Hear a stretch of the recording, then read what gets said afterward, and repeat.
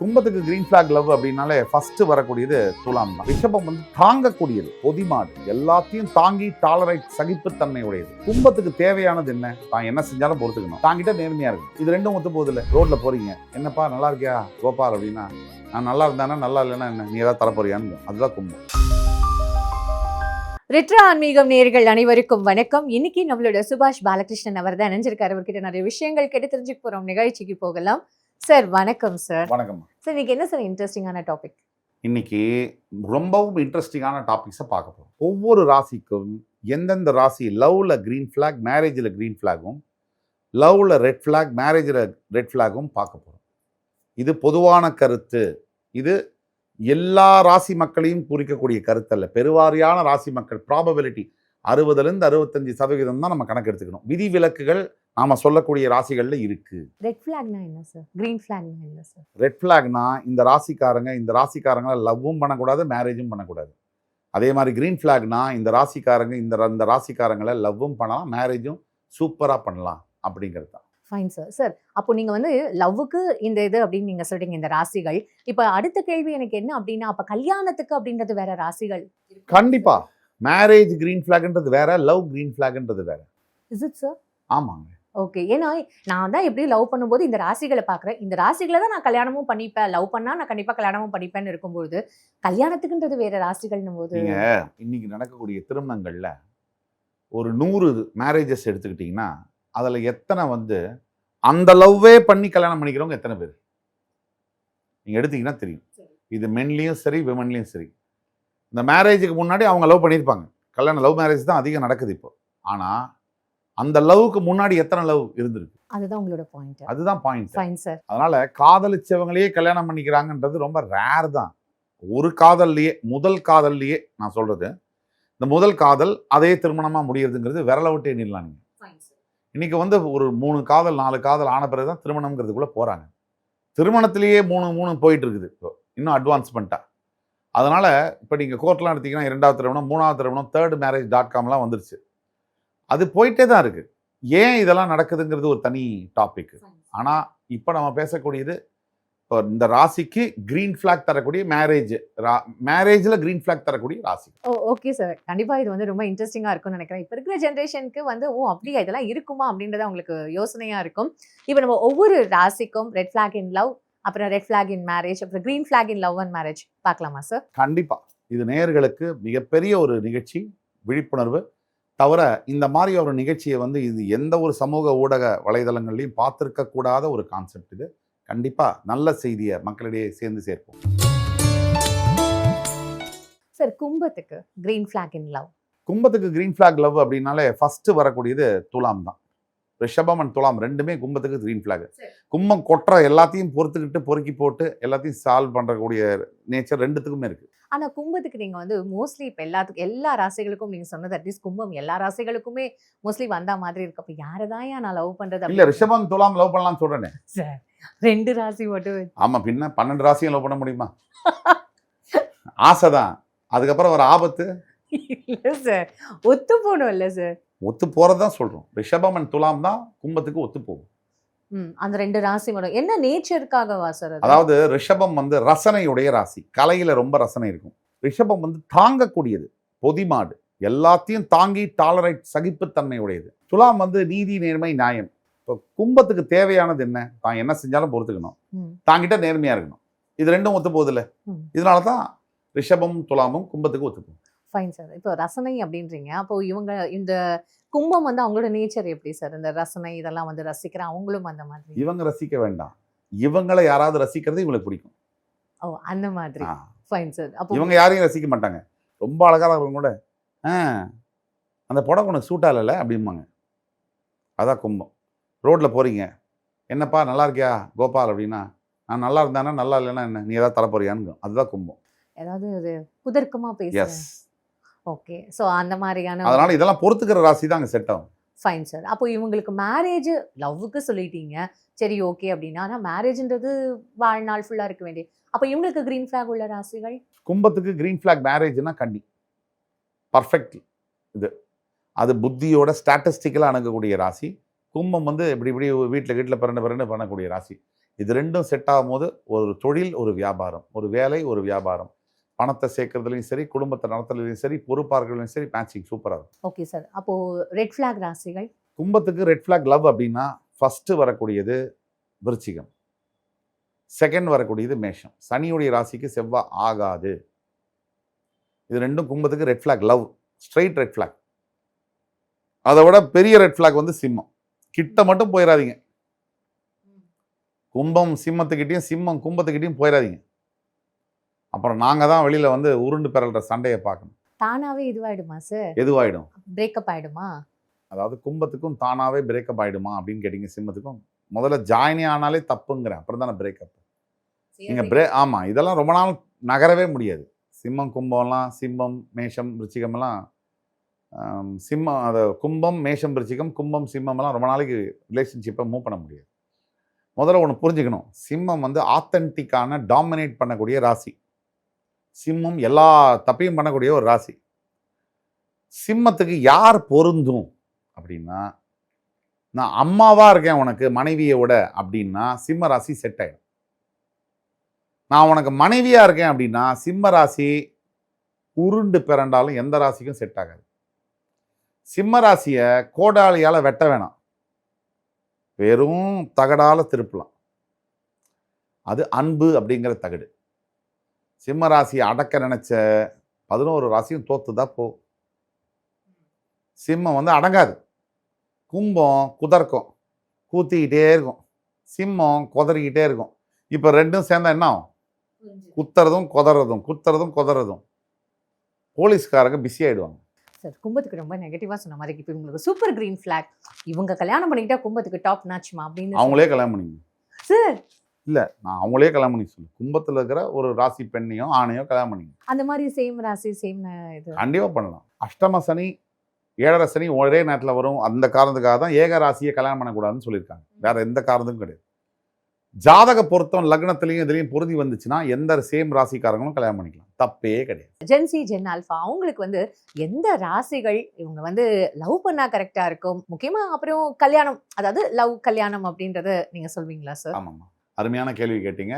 லவ்வும் காதலும் கல்யாணம் என்பதும் டோட்டலி வேற சப்ஜெக்ட் ரெண்டும். இதை மக்களுக்கு ஆமாம்மா, லவ் வேற கல்யாணம் வேற, புரியுதுங்களா? தப்பாயிடாதா சார் என்ன பேசுனா? லவ் வேற கல்யாணம் வேற அப்படின்னு. அதாவதுமா, இன்னைக்கு நடக்கக்கூடிய காதல் திருமணங்கள்ல தம்பதியர்கள் எடுத்து கேட்டிங்கன்னா 100 கல்யாணம் நடக்குது காதல் திருமணம்னு வச்சுங்க. அதில் 100ல் கேட்டிங்கன்னா 98 பேர் சொல்லுவாங்க இந்த கல்யாணம் காதல் திருமணம் தான், இதுக்கு முன்னாடி நான் காதலிச்சு தோத்து போயிருக்கேன்னு சொல்லுவாங்க. ஆணும் சொல்லுவாங்க, பெண்ணும் சொல்லுவாங்க. யாராவது ஒரு ஜென்சி, ஒரு ஜென் ஆல்ஃபா ஒருத்தரை காதலிச்சேன் அவங்களையே திருமணம் முடிச்சேன்னு சொன்னால் லட்சத்தில் 2 பேர் இருப்பாங்க. இல்லைன்னு சொல்ல முடியாது, லட்சத்தில் எப்பயுமே இருப்பாங்க. ஆனால் 99,000 பேர் 2 காதல் 3 காதல் அதுக்கு பிறகுதான் திருமணம் பண்றாங்க. இதுதான் யதார்த்த உண்மை. இதுல தப்புன்னு நீங்க எதை சொல்றீங்கன்னு எனக்கு புரியல. தப்புன்னா ஒருத்தரை காதலிச்சுக்கிட்டு இருக்கும் போதே இன்னொருத்தரை காதலிக்கிறது தப்பு. நீங்க ஜோசியர் தானே சார்? இல்ல நீங்க சைக்காலஜிஸ்ட் மாதிரி இந்த மாதிரியான ஒரு விஷயங்கள் கரெக்ட், அந்த மாதிரியான ஒரு விஷயங்கள் தப்புன்னு நீங்க எப்படி சார் சொல்றீங்க? நான் சொல்றத கவனமா கேட்டு புரிஞ்சுக்கணும். ஏன்னா ஒரு விஷயத்த ஈஸியாக தவறாக புரிஞ்சிக்கக்கூடிய தன்மை நம்மளுடைய ஊரில் நிறைய இருக்கு. ஒரே ஒரு நேரத்தில் 2 பேரை காதலிக்கிறது தப்பு, அது தவறான விஷயம். ஒரு காதல் முறிவடைஞ்ச பிறகு, ஒரு திருமணம் முறிவடைஞ்ச பிறகு மறுமணம் செய்யணும்னு சட்டமே சொல்லுது, அதுக்கு சப்போர்ட் பண்ணுது. எங்க சட்ட ரீதியா காதல் பண்ணும்போது ஒரு காதல் முறிவடைஞ்ச பிறகு இன்னொரு காதல் பண்ணக்கூடாதுன்னு எந்த தார்மீக சட்டத்தில் இருக்கு, எந்த இந்திய அரசியல் சட்ட அமைப்பில் இருக்கு? இல்லதான், ஆனா எல்லாத்தையும் தாண்டி இங்க நமக்கு மனசாட்சின்ற ஒரு விஷயம் இருக்குல்ல சார். நீங்க என்ன சொல்ல வரீங்கன்னா, உங்க ரூட்லயே வரும்.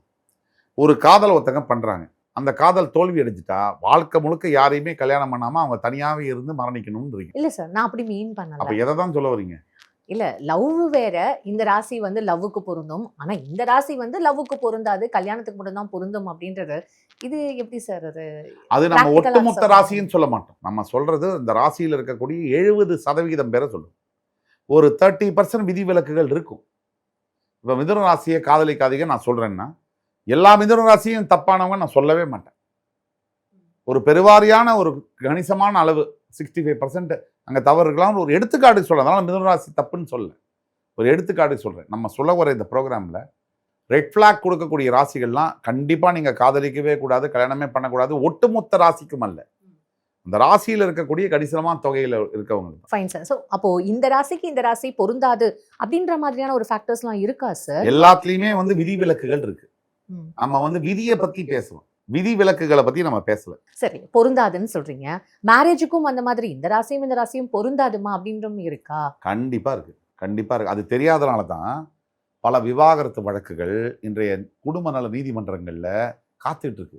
சார், இப்போ லவ்ன்றது வந்து ஒரு தானா வர ஒரு விஷயம் தானே. நான் போய் அவங்க கிட்ட நீங்க என்ன ராசின்னு போய் கேட்க முடியாது இல்லை சார். சுருக்கமாக சொல்கிறேன், நீங்கள் ராசியெல்லாம் பார்க்கல, லவ் பண்ணி தானே கல்யாணம் பண்ணிக்கிறீங்க. அப்புறம் என்ன இதுக்காக நீங்கள் வந்து அதை திருமணத்தை நீங்கள் விவாகரத்து பண்ணுறீங்க? நான் கேட்குறேன், உங்களை வழியே கேட்குறேன், உங்கள் வழியில் வந்து கேட்குறேங்க. நீங்கள் எதுக்கு நீங்கள் தெரிஞ்சு தான் லவ் பண்ணுறீங்க? இதுதான் ஆண், இதுதான் பெண் தெரியும், என்னதுக்காக நீங்கள் குடும்ப நல நீதிமன்றத்தை விவாகரத்து பண்ணுறீங்க? அப்படின்னா நீங்கள் யார்? முட்டாளா இல்லை கெட்டவங்களா? இது ரெண்டுத்துல ஏதாவது ஒன்று தான் இருக்க முடியும். பொருந்தல அப்படின்றது ஒரு ஃபீல் ஆகுது. இந்த ரெண்டுத்துல ஒன்று தானே இருக்க முடியும். நீங்கள் ஒன்று முட்டாளா இருக்கணும் சார். அப்புறம் பொருந்தல இல்லைம்மா, நான் கேட்குற கேள்விக்கு பதில் சொல்லுங்கள். நீங்கள் காதலிச்சு ஒருவரை தேர்ந்தெடுத்து கல்யாணம் பண்ணுறீங்க.